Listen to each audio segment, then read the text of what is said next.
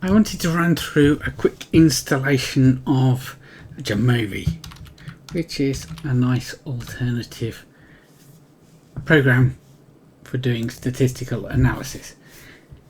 So I'm going to use the Jamovi Desktop. So there's two different versions here. For Windows there's the 2.3.28, which is the solid, which means this is a version that they trust and know is well installed and will work properly. And then there's the development one, which is going to be a bit more buggy and a bit more of a beta version. I'm going to take a risk and go for the current version and go for the beta one. So while that's downloading, I can have a little look. So the versions are slightly different between Windows, Mac, and there's even a Linux version, but that's slightly behind. So we're on 2.6 for Windows. That's downloaded. So if I click on the exe file, it will do the installation. Defender has protected your PC. So the reason it's saying this is because this is a piece of software that's not come from the Microsoft Store. So I have to authorize it for security. You have the same on a Mac. So anything that you don't get from the Mac Store, you have to authorize. So I'm going to say run anyway. So then it will run the installation.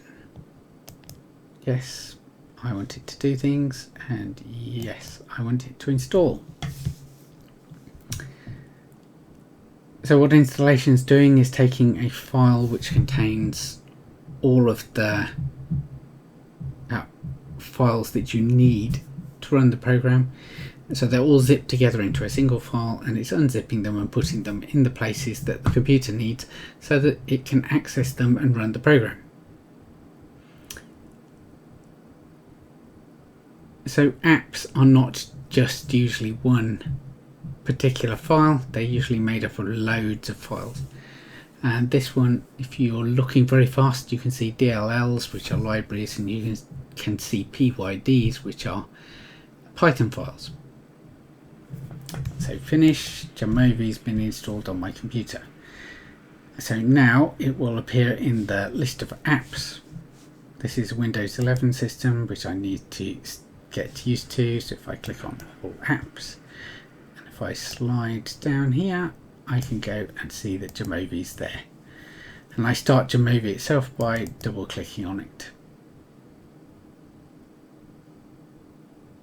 If I'm going to use it fairly often, I can go down here and I can choose to pin it to the taskbar so that I can find it all the time. Otherwise I'm going to have to go to that apps list.